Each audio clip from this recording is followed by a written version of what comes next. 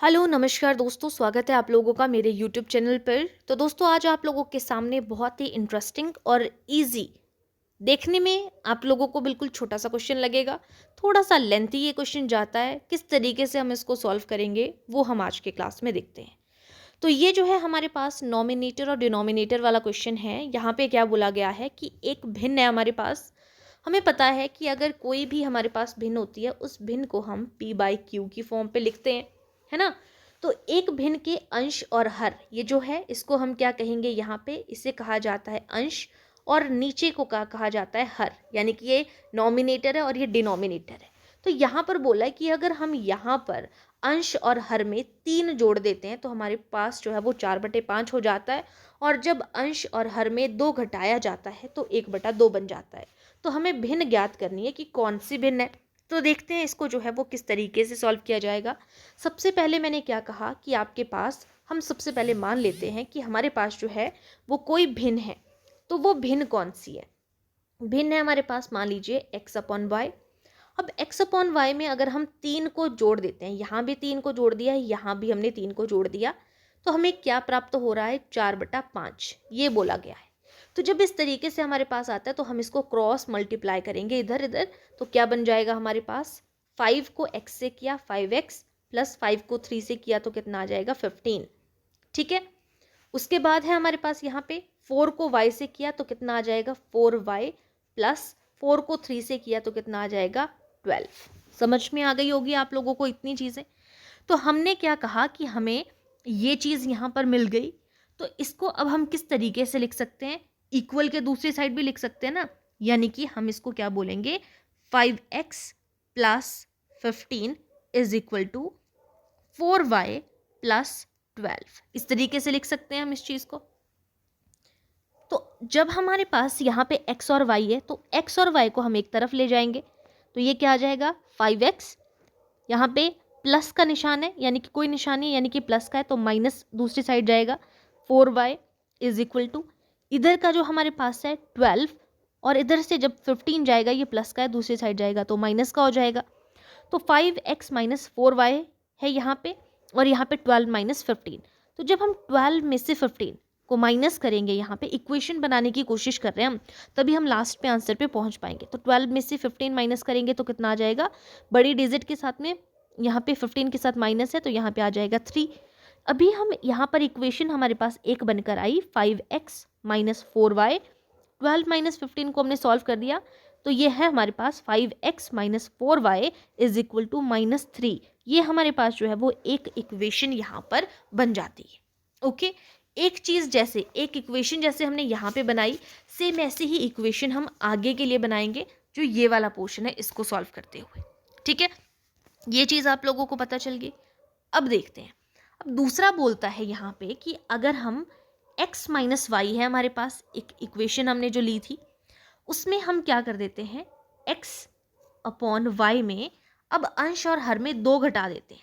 यहाँ पर भी 2 घटा दिया और यहाँ पर भी 2 घटा दिया, तो कितना निकल कर आ रहा है? 1/2। सेम यहाँ पर भी हम उसी तरीके से सॉल्व करेंगे। तो 2 से x को मल्टीप्लाई किया, कितना आ जाएगा? 2x, माइनस 2 को 2 से करेंगे तो कितना आ जाएगा? 4 इज इक्वल टू, अब दूसरी साइड वाली कर रहे हैं ना, तो यहाँ पे 1 को y से करेंगे तो कितना आ जाएगा? y। 2 को 1 से करेंगे तो 2 आ जाएगा, निशान तो वही रहेंगे।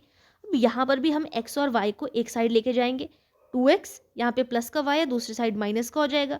यहाँ पर माइनस का 2 है, यहाँ पे 4 आ जाएगा, तो ये कितना किसका आ जाएगा? प्लस का 4 आ जाएगा यहाँ पे। ठीक है, चीज़ें इतनी समझ में आ गई। तो जब हम यहाँ पे प्लस माइनस करते हैं तो प्लस माइनस माइनस, यानी कि कितना आ जाएगा? 4 में से 2 माइनस किए तो 2 आया हमारे पास यहाँ पे, है ना। और बड़ी डिजिट के साथ में प्लस है तो ये प्लस का निशान रहा, यानी कि दूसरी इक्वेशन हमारे पास यहाँ पर क्या बन के आ रही है? 2x minus y is equal to 2। ये बन गई हमारी सेकेंड इक्वेशन यहाँ पे। जैसे हमारी फर्स्ट इक्वेशन सिर्फ आप लोगों को ओरली बता रही हूँ मैं, ठीक है, कि फर्स्ट इक्वेशन क्या बनी थी? 5x माइनस 4y, और 12 माइनस 15 आप देख सकते हो अगर आपने नोट किया होगा, और उसको हमने माइनस करके -3 निकाला था। ये हमारे पास फर्स्ट इक्वेशन थी। अब देखो, ये जो 5x है यहाँ पर 5x है, यहाँ पर 2x है। हमें कोई ना कोई डिजिट को सेम बनाना है यहाँ पर, है ना। तो यहाँ पे 5x को भी हमसे यहाँ पे अगर हम 2 को 5 से मल्टीप्लाई करेंगे तब भी यहाँ पे करना पड़ेगा, फिर हमें 5 को भी यहाँ पे बनाना पड़ेगा, 5 को 2 से करना पड़ेगा, 2 को 5 से करना पड़ेगा, तो हमें दोनों डिजिट चेंज करनी पड़ेगी अगर हमें इक्वल बनाना है, तब 10 आएगा ना दोनों जगह पे। लेकिन हम क्या करेंगे, सिर्फ एक डिजिट को छेड़ेंगे। जैसे यहाँ पर 4y है, हमें यहाँ पर भी 4y करना है, ठीक है। तो जब हम यहाँ पर 4y करेंगे तो दूसरा स्टेप क्या बनेगा, 4y कैसे होगा, जब हम इसको 4 से मल्टीप्लाई करेंगे। अगर इसको 4 से मल्टीप्लाई करेंगे तो इसको भी करना पड़ेगा, इसको भी करना पड़ेगा। फिर हमारे पास जो है वो क्या इक्वेशन बन के आ जाएगी, दूसरी इक्वेशन जो हमें काम करने में हेल्प करेगी, वो आ जाएगा 4 से करेंगे तो 4x minus 4y is equal to 4। समझ में आ गई होगी आप लोगों को यहाँ पे। अच्छा, यहाँ पे 2 था ना, तो यहाँ पे 8 आ जाएगा, ठीक है। तो इक्वेशन क्या बन के आ गई हमारे पास, यहाँ पर 2, यहाँ पे 2 है तो 4 को यहाँ पे करेंगे तो 8 आ जाएगा। हम क्या कर रहे हैं, हमें यहाँ 4y बनाना है, तो जो 4y बनाना है तो 4 से मल्टीप्लाई होगा हर जगह पे, यहाँ पर भी 4 से मल्टीप्लाई, यहाँ पर भी 4 से, तो 4 2 ज़ा 8, 4y, और यहाँ पर क्या आ जाएगा अगेन 4 2 ज़ा 8। अब ये बनी हमारे पास यहाँ पर सेकेंड इक्वेशन।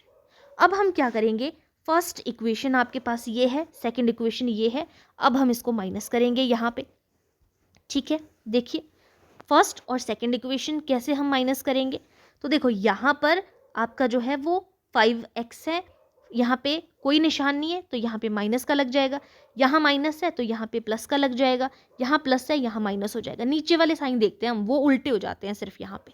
तो देखो ऊपर हमारा प्लस का है, नीचे हमारा माइनस का है, तो प्लस माइनस माइनस, 8 में से 5 माइनस करेंगे तो कितना आ जाएगा 3x, है ना। तो जो बड़े वाले के साथ में निशान है वो लगेगा, माइनस का है ना, 8 के साथ में माइनस का है। फिर यहाँ पे प्लस माइनस माइनस है, 4y में से 4 माइनस कर दिए तो यहाँ पे ये पूरा कट जाएगा, कुछ नहीं बचा हमारे पास, इज इक्वल टू यहाँ पे माइनस का 3 है और यहाँ पे माइनस का 8 है, तो माइनस माइनस क्या होता है, प्लस होता है, और कितना आ जाएगा यहाँ पे 11 आ जाएगा। 8 और 3 कितना होता है 11, और बड़ी के साथ में है तो यहाँ पे माइनस, तो इस माइनस के साथ में ये माइनस कट हो जाएगा यहाँ पर, ठीक है। तो हमारे पास क्या बच गया, x इज इक्वल टू कितनी वैल्यू आ गई 11, ये 3 यहाँ पर मल्टीप्लाई हो रहा है, दूसरे साइड जाएगा तो डिवाइड हो जाएगा। यानी कि पहली वैल्यू ये थी हमारे पास, दूसरी वैल्यू ये निकल कर आई, x की वैल्यू कितनी आ गई अब हमारे पास 11/3। अब मैं सारा इरेज कर रही हूँ, आप नोट कर सकते हो इस चीज़ को, ठीक है। अब हमें x के अकॉर्डिंग बात करेंगे।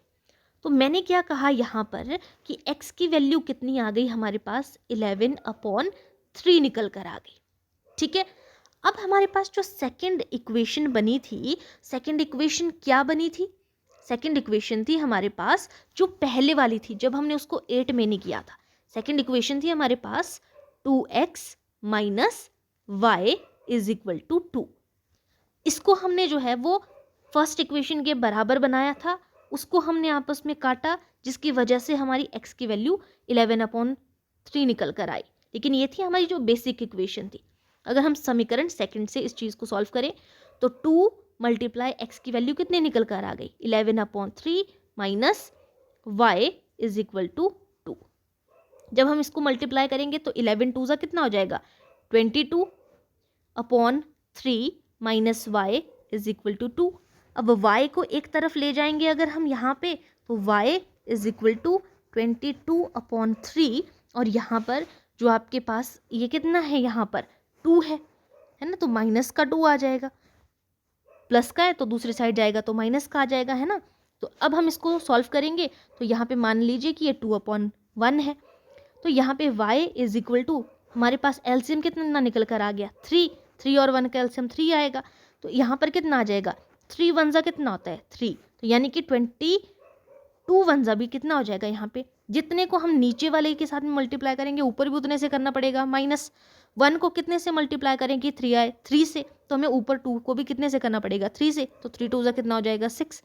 तो 22 माइनस 6 अगर हम करते हैं तो हमारा कितना आंसर निकल कर आ जाएगा यहाँ पे 16 आ जाएगा, 16/3।